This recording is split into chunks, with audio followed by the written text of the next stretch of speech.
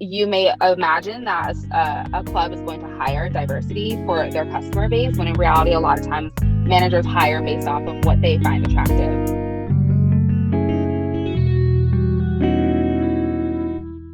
Hello, everyone. Welcome back to my channel, Reflections by Lily. I am joined by a guest, a very special guest today, by the name of Maya, and I'm super excited to have her on my channel. Maya Monét is better known as Luna, and she entered the sex work industry at the age of 20, and she entered it as a stripper. She saw the possibilities of growing financially, but also fell in love with the confidence and the sexual liberation of the field as well. So, Maya, thank you so much for Hi. joining me on my Hi, channel. guys. Thank you so much. You have an amazing Instagram. I love Thank seeing you. your honesty on your Instagram and just hearing from your stories where you get to talk about a lot of different experiences you had. And I appreciate Yeah. that your vulnerability to share Thank everything. you. I appreciate that. I really do. Thank you. Thanks. Okay, so can I start with um one thing on this channel is I like to talk about like body positivity and stuff like that. And that was part of a different kind of series on my channel, but it kind of ties into here as well because on your Yeah. Instagram you made a post regarding how club owners made negative comments regarding your size. And so I want to hmm know more about, is that a common occurrence for strippers that are of like curvy sizes, Yeah, and does that affect your hiring abilities? it does. It's very easy to say that in the sex work industry, everything's inclusive. You want a wide range of women. You don't really know what your customer is going to like. But something I faced very quickly, and it, I'm not considered like plus size to the fashion industry or anything like that. But to the sex work industry, especially the stripping industry, I would be considered on the larger scale. I'm like, I don't know, a size 7, which is pretty average in America. Size 14 is pretty average and is absolutely stunning. Yeah. Um, and so for the sex work industry, especially stripping, if we're going to stick to that, when you walk in, you may imagine that a club is going to hire diversity for their customer base, when in reality, a lot of times managers hire based off of what they find attractive. So if you walk in and you have a certain manager that likes a woman who is a size 0, has blonde hair, blue eyes, most of the time the women in that club are going to be blonde hair, blue eyed, size 0. Whereas you go into another club, you might have another manager that likes a woman that is a little bit curvier, has that Marilyn Monroe type vibe. And you might have some women like that in there, but they also understand diversity. So it really just comes down to what that manager who's hiring likes, whether the club is based on diversity or based on what personally they like. Oh, that is really interesting. That's really interesting to see that, but that makes a lot of sense, just like from an understanding perspective. But that's really crazy because I feel like in most industries, people want to hire diversity, like they Yeah, want diversity in their workforce. But it's interesting how in the strip club industry that a lot of it really is based on looks. You know, a lot of it is totally. based on attraction and stuff like that. So that's just so interesting to hear how this is one of those industries that is a little different even in the sense of hiring and employment. Yeah, And I'm curious because you talk a lot about size, and you're right. Like in this industry, it's different how they like the standards are different. yeah, Um, and I'm just curious, when it comes to like sexuality in general, I feel like there's this idea in society that like only women that are skinny can really give off the hmm sexy vibe or be yeah. attractive. And just kind of you mentioned that earlier, but just in a general sense, do you have any advice for women that are like of like a larger size or are work in an industry where they are considered larger even though they're average? Do you have any Yeah. advice? I mean, it really comes down to confidence and how you carry yourself. It's funny. I find the stripping industry to be the best way to build confidence, at least for myself. It can either build you or it can break you. So how you carry yourself through the world is really how a lot of people perceive you. I'm a big advocate of self affirmations, reminding yourself that you're beautiful, you're strong, you're powerful, especially as women. And when you can really embody that and believe that you are this powerful being that walks this earth, you can capture anyone's attention. It's a very captivating feeling when you see someone that's like, I rock who I am. I love that I have a role. I love that I'm like a 20 pounds heavier than the other girl. Or I love that I'm this size, right? That is so confident to me that I would love to sit down and talk to you. I would love to have your time and your energy around me. So when it comes to maybe other women that are say in the modeling industry, where in the modeling industry they consider a size 6 to be plus size, your confidence is going to kill it. You are going to get onto that set. You're going to go to that photo shoot. You're going to stand in front of the camera and you're going to be one of the most confident women there because you embody that and you live in that. And that is my biggest, I think, suggestion to anyone that is in an industry that can be seen as larger than the average size or status quo for that industry. That's really interesting because you're right. When you like, because even my friends have told me, like, after I graduated high school, in high school, I would say I was a very insecure person. And they said, Yeah. after you graduated high school, you definitely seemed way more confident. And like, Oh, we can see that. Like, I can see that yeah. in how you carry yourself. And I was like, really? But that's so true. It's like when you do feel that confidence in yourself and you just let go of all the negative energies that people may be putting on you, you Hmm. really do carry yourself in a different way. So, Yeah. I think that this can apply really anywhere, is just to be able to believe in yourself and have that confidence, even when other people may feel like you shouldn't have confidence. So I feel like that's another reason why some people don't feel confident, is because they think, oh, because I look like this or because I have this feature, other people don't think I should be confident and therefore I won't be. But it's so important that it's Yeah. like you have that confidence no matter what. Hmm. Especially when you're, auditioning for clubs too. You walk in and I just recently auditioned for another club because I'm going back to work. And it can be so nerve-wracking to walk in. You have all these beautiful women and you're like, am I going to be called fat today? Like, is this going to be the day that they're going to reject me because they think I'm too fat? And those are the thoughts that do run through my mind, but also those are just your ego coming into play. And you can't always listen to your ego sometimes, but not all the Right. time. Yeah, that, and just mentioned a little bit about how hiring for you and just feeling that Hmm. nerve wrack of auditions. Do you Yeah. feel like other intersectionalities of yours influence your ability to get a job as a stripper? I mean, I know you kind of mentioned earlier with like the manager's taste, but is there any kind of Yeah. other intersectionalities that play a role? I think the time of year plays a huge role. So I used to live in the Midwest. I was in Chicago for quite a while. That's really actually where my dancing industry and my dancing career started. And because we go through such an intense winter, colder states and colder climates, they do actually have a slow season. They won't have as many customers. They won't hire as Mm. many girls because there's no point in having that many people on the floor if there's no customers to Right, like right. work. I think that goes into play. Um, Local events, whether it be March Madness or Super Bowl time or anything like that, they will either have mass hirings or they'll have very particular hirings. They'll bring in girls from other clubs. So if you're like, hey, I'm going to go to Miami for the weekend and go work, they might be flying in 13 other girls, and you may not be able to work that weekend. Mm. So it's very fascinating the contradictions and the intersectionalities that go into it. Yeah, absolutely. It's funny because so many people say, "Oh, you know what? I'm just gonna drop out of school and be a stripper." Like it's Girl. the easiest thing to just, it's like, "Oh yeah, that's just so easy." And then you watch Hustlers and you're like, It's "Wow, not I could easy. not do that," Yeah. you know? And I think that we talked about it really briefly, but I had gone to Vegas. This is my first time I ever tried dancing in Vegas. And you would think it's like the mecca of strip clubs. There's like 20 different strip clubs there. You can find any type of girl you really want. Hmm. 13 clubs denied me back to back to Wow. back to back to back. Yeah. So you can walk Wow. in, you can say, hey, I'm going to audition. They can either look at you and say, no, we're not hiring, which means we're not interested, or Mm. they're really not hiring, or they could have you go on stage, do a whole performance, and say, you're not the type of girl we need.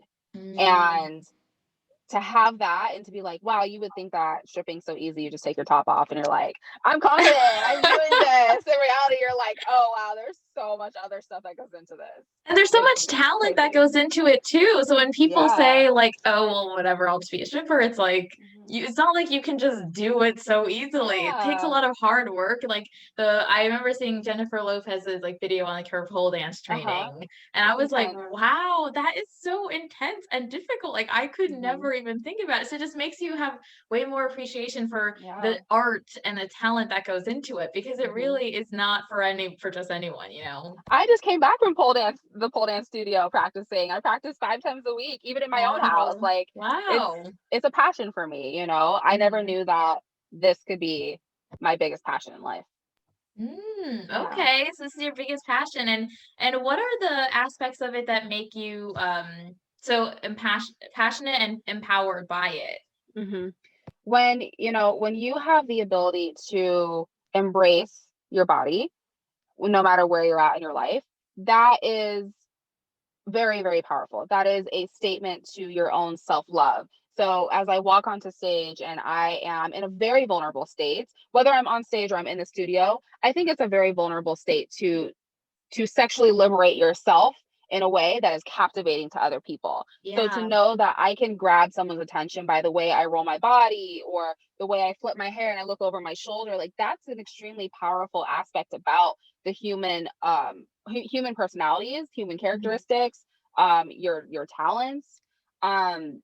So as I like grew as a stripper, I learned new tricks. I learned different ways to walk on stage. I learned how to move my hips differently in different ways to kind of speak to customers that come in. That Mhm. made me realize I love entertaining. I love being a performer. I love giving people a show and make them want to come back, not because they're paying me to do that, but because I want them to have a good time just as much as I'm having a good time. And then I became a yoga teacher, which then made me want to heal people. And then Mm. now I'm becoming a pole instructor to actually Mm. teach pole fitness. And when that all comes Yes. together, that's when I realized that was my passion. Okay, so and it took a series of different events Yeah. and experiences to kind of find who you are Hmm. and what your passion is. And that's such a Totally. beautiful way of describing your job because a lot of people think, Yeah. oh, like there's a stigma against the sex work Yes. industry, and it's so beautiful to see the way that how you explain it and how you interpret it, and how it's such Yeah. an empowering experience for you. And speaking of the stigma towards the sex work, and I cannot talk today. It's all good, speaking, girl.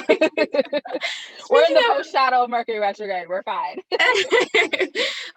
speaking of the sex work industry and the stigma that comes with it, how has that stigma influenced your life and your friendships and your family? Yeah. I'm very, very, very honored and lucky to have such supportive people in my life. There are very Awesome. few people that left my life when I became a stripper. Um, the stigma to it is, unfortunately, this is the thing, is sex work has been the longest standing career, you Mhm, know, since time. Prostitution to mhm, go-go dancing to exotic dancing, everything. It's always been there. And yeah, I think it's very easy for this society, the 21st century, to really belittle anyone that is sexually liberated and stands so strong in their own sexual autonomy. That's where that stigma came from. People have had experiences definitely with strippers that do a little bit more than just performing, and that's the industry of yeah, it. It happens, you have to be able to use discernment of who you interact with, who you associate with in the industry, what club you go to. That is, you're an adult, you're going to make that decision. But I think with the stigma, it never really affected my life. It actually boosted my life a little bit because people were like, Maya's kind of she's a dope stripper. Like she don't do anything. She goes there, she works, she makes her money, she like puts into her business, she's good. And I don't know why. I don't know why.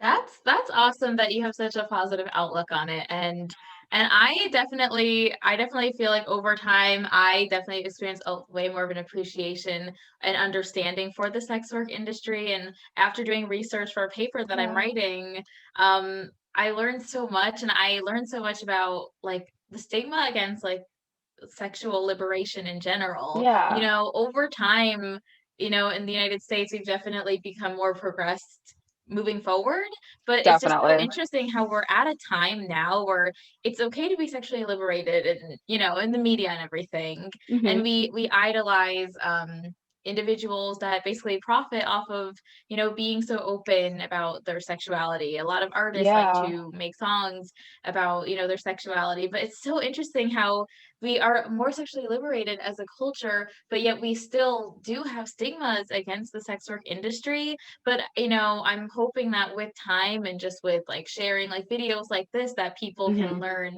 more about the Yeah. sex work industry, and have more of an understanding towards it. Yeah, definitely.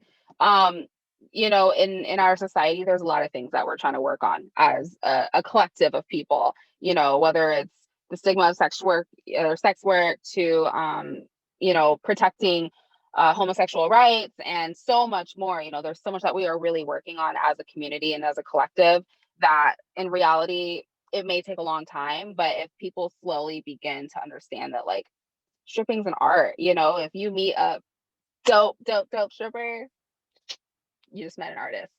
Yes, like yourself. I definitely agree that Yeah. stripping is definitely an art form. Yeah. And some people may say differently, but there is so much hard work and effort and technique that goes into it. So it definitely is super, inspiring and fascinating to see that people, get to do that and get to share their talents in such a way. Yeah.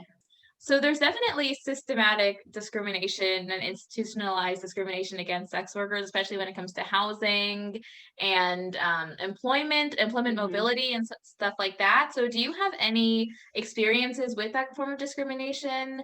And do you have any solutions or advice for people that are going through that? hmm I personally don't have any experience with the discrimination aspect of it. I've always, well, basically since I've been dancing, I've been a 1099 contractor. So as a makeup artist, I Okay. had my own thing. Hmm. I was a freelance artist for a lot of different brands, so I pretty much got to make my own schedule, do my own thing. Hmm. Although I am actually working with a friend who I did used to dance with, and she's having struggles right now because she was a dancer for 10 years. She has, nothing really I don't want to say legitimate, but nothing that shows that she worked like a 9 to 5 job Like in pay 10 years. stubs. Yeah. Yes. So as she's like getting ready to try and like do something else with her life, she's finding it difficult for people to be like, well, what did you do for 10 years? And then here you have workforce that's like, well, stripping's not a legitimate skill. It's like, actually it is, because you learn a lot of hustle. You learn how to read Yes. personalities. Um, Hmm. so I would say the best advice that I can give, because I'm helping her through that, is just really believe that you will come across the employer, if you are going for nine to five type of a work, that will support your past, that will understand your past, because we all attract who's meant to be part of our life. Um, but also maybe in a way word what you did and help them understand that, like, this is my job. I was a salesperson for 10 years. Like, you are doing sales in just a different way, different form. Um, Yeah. but yeah, I think that's Yeah, the best that's advice I can give. that's so interesting. How you say, like, and I kind of agree with you. If it's meant to work out, it will work out. Because Yes. if you're being hired by someone that's going to judge you or like feel like you're less than because of your work history, then like is it even? I mean, obviously being hired is super important, but like having Yeah. that weight being held over your head is not going to be create a great work environment for you. So, and I'm hoping that through videos like this and through like you sharing like your stories on your platforms that people can hmm learn. Because when I first read about housing discrimination for strippers, I was really surprised because I was like, they're making money, and if they're able to pay the rent, then I don't see Yeah. what's the problem. But I was curious to know, like, I know in a lot of the research that I did that people have there's stigmas against strippers in the sense of like, oh, they probably do drugs, oh, they probably engage in Yeah. prostitution, and hmm I was thinking maybe those landlords feel like that would take place in the home, but even then, it's like hmm you're making assumptions and you're prejudging people. So, you Yeah. know, It's easy to have that assumption, and especially because that does happen a lot in the stripping industry. It's, any industry that involves entertainment involves illegal activity, drugs, BS. Like, that's just kind mhm. of how it rolls. I was a bartender for a hot minute, and I was a bottle girl. Mhm. I've seen it on all ends of the industry spectrum. But at the same time too, you're not supposed to discriminate against workforce as a landlord. Right, Plain right. legally, you're not supposed to. So So, yeah, legally, you shouldn't be doing that in general. yeah, so it does happen, but it's unfortunate. Yes, absolutely. And I'm hoping that, like I said, through the media, we can learn to just have more understanding towards it. Yeah. And hmm it's so interesting because when I started going on TikTok, I noticed that there's a lot of like strippers on TikTok that talk about their experiences, and I've been Yeah. learning so much about it. And I see in the comments that people are being so open-minded, and they're like, Yeah. "Can you do a get ready with me?" Or like, "Wow, it's so interesting to see the hard work that goes into this," and they're being Totally. more open-minded about it too. And there's a lot of mental and emotional work that goes into it as well. Like, I think so, especially in the year of like 2019, 2020, stripping was really glamorized by our YouTube strippers, which I don't hate on any of them, because I do have some friends that are really big YouTube or stripper YouTubers. Mm. Um, and they do, you should look them up. They have Yamila and also Christina Vega. Christina Vega, I think that's her name. They have really big YouTube channels that they talk about everything stripping. But it became very glamorized where a lot of young girls were like, well, I want to become a stripper because she makes 4 grand in a night, or she made 20 Yes. grand this month, right? And Mm-hmm. it's really easy to be like, yeah, that's fun and all, but what goes into it is you're getting rejected 50 times that night. You know, your feelings are going to get hurt. Someone might say you're the ugliest girl they've ever seen, and that has happened to me. I've had Wow. Oh guys my tell me I was the gosh. fattest girl that's ever walked up, or like they would never talk to a black girl. Like those are Wow. things that really do happen. And unfortunately, it's not displayed because, you know, we don't want the stripping industry to be like, oh, it's emotionally abusive, but it can have emotional abuse at times. You can totally have a manager that is super misogynistic and treats you like crap, or you can have a customer that just says the wrong thing to you and makes you just cry for the rest of the night and want to go home. And you can have nights where you work 10 hours and make $20. Like that happens. Wow. You That's know, it really, really does happen. And those are really important things, especially in this time zone where social media has such a big impact on our youth, on our women, on our communities, to understand that what you see on social media is not everything it is made out to be. Yeah, absolutely. And that's so interesting because so many women think, like, especially through like the glamorization of the strip club industry, Mm-hmm. that like I can make like 4 grand in a night. I can make my rent's worth in one night. And you're Yeah. absolutely right. That sounds a little too good to be true. So Okay. I mean, like, you know, let's use my experience because I'm very open about finances too. If I worked 5 days in a week, hmm I could have 3 days where I made $700, like hmm each day. I can have Wow. one day where I made $1,500, and I can have Wow. one day that I made $100. hmm And it can vary. It can really vary. You can't set your whole life on, you know, I'm gonna make 20 grand a month. I'm gonna buy a Mercedes. I'm gonna have the top penthouse. I'm gonna have all these Yeah. Gucci bags. Like, you know, it's nice. You definitely get to buy yourself that if that's your thing. If you want to have luxury items, but you're a salesperson. You know, things go up and down. It's not always guaranteed. Wow. And your honesty is just Oh, what the thank world you. needs. Thank you. Okay, so I would just say I asked a lot of questions. We talked about so much, and this has been such an amazing interview. So I thank you so Hmm. much. I have one like last question for you. Feel free to talk as long as you want. But Hmm. what is one thing that you'd want to let someone know if they want to go into this industry or thinking about it or have fears, like any kind of thing, just Hmm. to, kind of settle their minds a bit? Yeah. Mm. It's not, wait, it's not as scary as it really is. You know what I mean? Yeah, As so it it's as it not as looks. scary as people make it out to be. Yes. Okay. Your first audition is terrifying. You know, it's terrifying.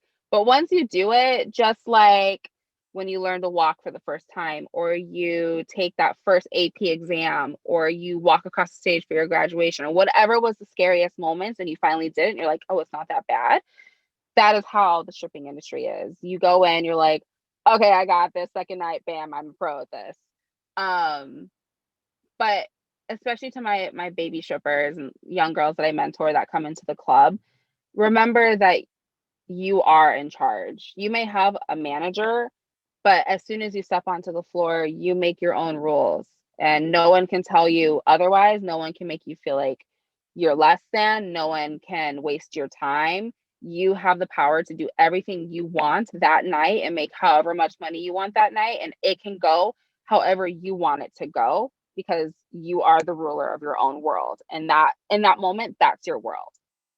Wow, you are your own boss when you're You're your on own that boss. stage. Yep. Yep. That is how I live my life. Yes, we love Um, to see it. yeah. I'm Well, like, let me thank see. you so much Yeah. for joining me today. You are awesome. I know you do work. I know that you're helping lead the Poderosa movement. Do you want to talk Hmm. a little bit about that before we go, just so Yeah. people can definitely check it out? What brought you to creating this movement, and Yeah. if you want to promote your project that you have? Thank you. So I obviously outside of being a stripper, I am a yoga teacher. I run a movement called Hippie and Hood Yoga. So I bring inclusivity to really create a really comfortable and inviting environment where if you're from like the Daisy Fields or you're from Trap City and you've never done yoga before, like we're gonna do it together. We're gonna vibe to current and throwback hits.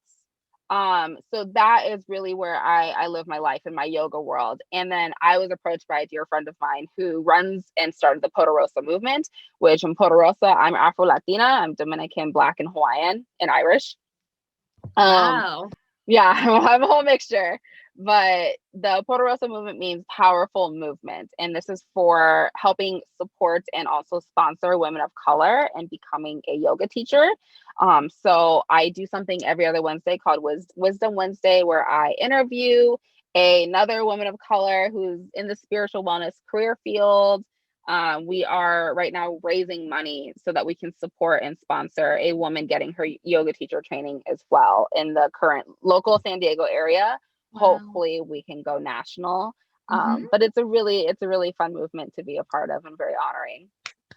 Thank you so much for your work empowering women and for your Wisdom Thank Wednesdays. you. Everyone, go check out her Instagram. It'll be linked down below. I'll also put it here. I'll edit it in. Maya, thank you so much for meeting Of with me course. today. You are incredible. You are so inspiring. You are gonna change Thank so many you. lives. Thank you You've so much. already changed mine so much, and I Thank wish you the you. absolute best.